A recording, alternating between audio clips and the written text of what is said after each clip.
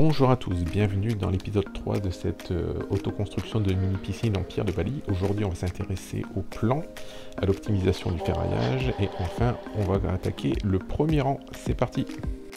Alors pour notre mini bassin on a choisi de faire 7 rangs de 20 cm, donc 1,40 m en hauteur totale, pour avoir une ligne d'eau à 1,20 m. Donc globalement voilà ce que ça donne en vue latérale avec une petite plage immergée pour pouvoir s'asseoir tranquillement. Alors au niveau de l'extérieur, on voudrait avoir aussi un banc extérieur et éventuellement de quoi mettre des plantes. Donc un peu comme vous voyez sur les photos actuellement. Si on revient sur le plan, ça nous donne donc cette configuration. Voilà pourquoi on a décidé de ne pas enterrer entièrement le bassin, mais de n'en enterrer qu'une partie, c'est-à-dire la dalle et les 2 ou 3 premiers rangs, pour pouvoir avoir de la hauteur pour pouvoir plaquer notre banc. Une autre configuration assez sympathique qui est faisable aussi, c'est de faire une sorte de bar extérieur. C'est-à-dire qu'on peut s'asseoir comme sur une table classique à l'extérieur, mettre un plateau qui dépasse sur la piscine et ainsi donc pouvoir prendre l'apéro tranquillement avec les gens qui se trouvent à l'intérieur de la piscine. Pour notre part, on a décidé de partir sur cette configuration avec le banc extérieur ainsi que de quoi mettre des plantations. Donc il ne nous reste plus qu'à regarder quelle hauteur il faut faire dépasser la piscine par rapport au sol fini. On a donc choisi de faire dépasser la piscine de 90 cm par rapport au sol fini. En effet, ça correspond à 45 cm d'assise et 45 cm de dossier. Et comme vous le voyez sur la photo, 3 lames de bois, donc l'équivalent des lames de terrasse classiques, ça nous fait du 45 cm. Donc ça évite les découpes ultérieures. Sur le plan ci-compte, donc on va apparaître nos 7 rangs, nos 4 rangs pour faire la plage immergée et donc 15 cm de dalle et 1,20 m de ligne d'eau. Passons maintenant au ferraillage. Comme vous le voyez sur cette image, on va avoir besoin de fer en forme de U et d'autres en forme de L. Vous avez vu leur pose lors du premier épisode. Concernant les L qu'on voit sur la droite de l'image, donc il nous faut 150 en hauteur et un retour de 50 cm qui est pris dans le ferraillage, donc des fers de 2 mètres pour le L. Concernant le U sur la gauche, il nous faut donc 150 de hauteur au niveau de la paroi, 100 de hauteur pour la plage immergée et à peu près 50 en latéral pour l'assise, ce qui nous fait donc 150 plus 50 plus 100, donc des fers de U de 300. Regardons maintenant la piscine vue de dessus, ce qui nous donne ça. Faisons apparaître les alvéoles des blocs à bancher.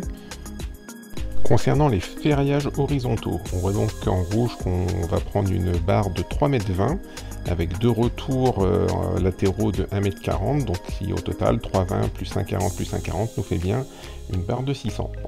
Toujours en ferraillage horizontal, cette fois-ci en vert sur le bas, on voit la même barre, donc 3,20 en longueur et 2 retours de 1,40 m sur les côtés, donc encore une barre de 600.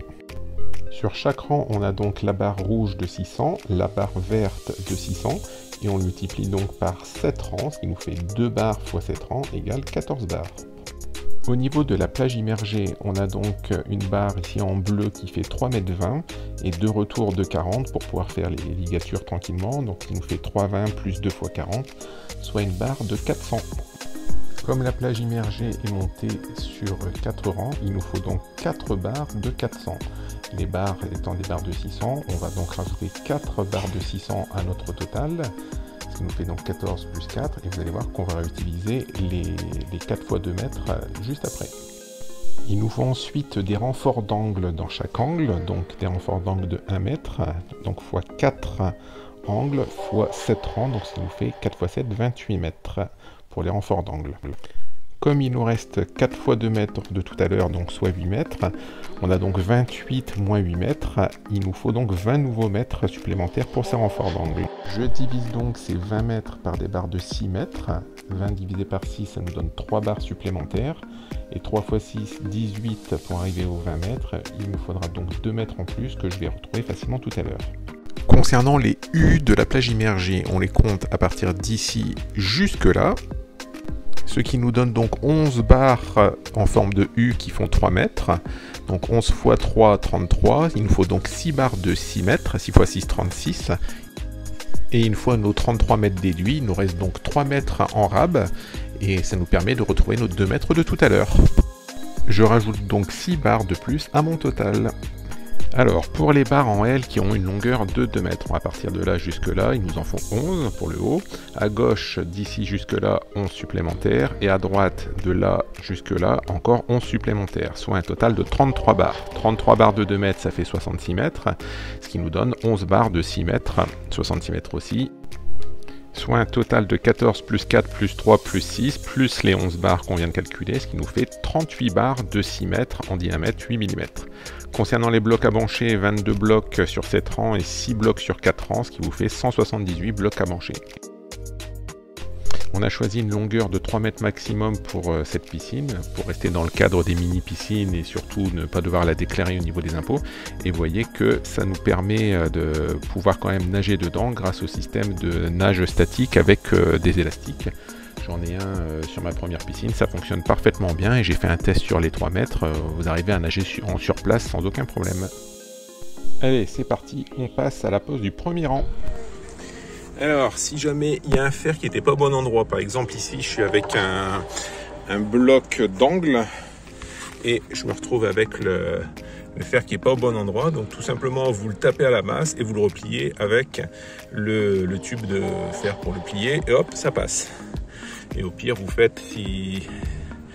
faire une petite encoche à cet endroit-là avec la disqueuse et vous êtes nickel.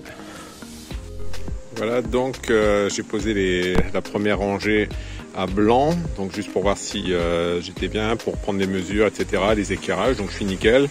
Les fers à béton tombent bien tous dans les alvéoles comme prévu, donc ça c'est cool. J'ai juste un fer, je sais pas pourquoi, dans l'angle là-bas, je vous ai montré tout à l'heure, donc j'ai réussi à le redresser, et sinon tout est nickel. Donc demain il me reste plus qu'à faire un petit peu de mortier pour équilibrer les premiers blocs, pour être bien à l'horizontale et de niveau dans les deux sens, et après je peux commencer à ferrailler et enchaîner. Alors chose importante, j'ai pas pu le faire cette année parce que je suis arrivé et j'avais pas pu mettre les bouteilles de côté, mais en prévision donc de votre chantier, il faut recueillir un maximum de bouteilles pour vous protéger au niveau des fers à béton, parce qu'on a vite fait de se griffer ou même carrément en se penchant, hop, de se crever un œil. Je peux vous assurer que sur la première construction de piscine, j'en avais mis sur chacune et ça m'a sauvé au moins 2 fois. Donc n'hésitez pas à mettre des bouteilles pour votre sécurité. Et sinon, si comme moi, hop, vous n'avez pas mis partout, et ben mettez des lunettes.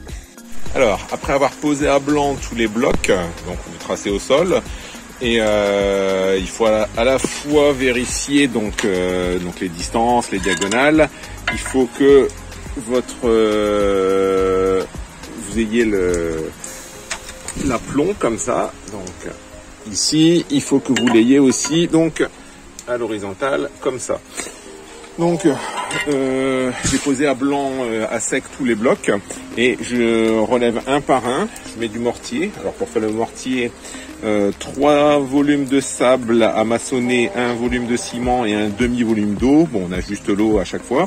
On met un petit lit comme ça et on pose, on ajuste, on tapote avec un petit maillet et ça permet d'avoir vraiment l'horizontalité et l'aplomb nickel du premier rang. Et après, une fois que le premier rang est super bien posé, le reste, ça va défiler tout seul.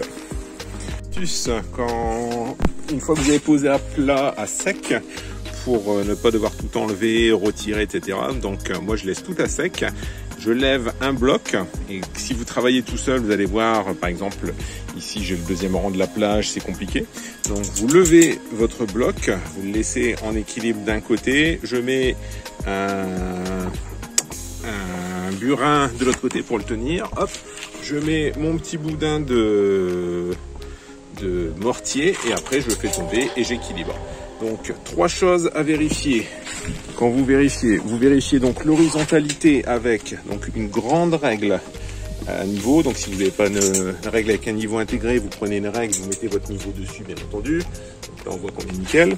Deuxième chose, on vérifie. Hop. C'est compliqué. On vérifie donc alors c'est pas le niveau, c'est je sais plus comment ça s'appelle, le fait que ce soit bien vertical. Donc là on est bon. Et la troisième chose à vérifier, c'est l'alignement. L'alignement, hop, on place notre règle comme ça et il faut que ça touche de partout. On a besoin pour cette étape où il faut coller le premier rang.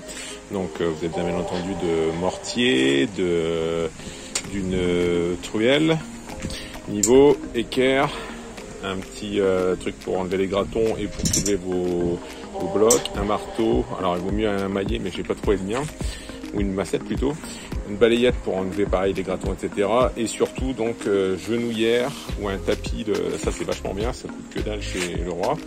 Et donc une longue règle avec un niveau, ou alors règle avec le niveau intégré, et bien entendu une petite truelle. Voilà, c'est fini pour aujourd'hui avec cet épisode 3. On se retrouve très bientôt avec l'épisode 4 où on verra la suite du montage des rangs de 2 à 4, le ferraillage de ces rangs et enfin le coulage des 4 premiers rangs. À bientôt!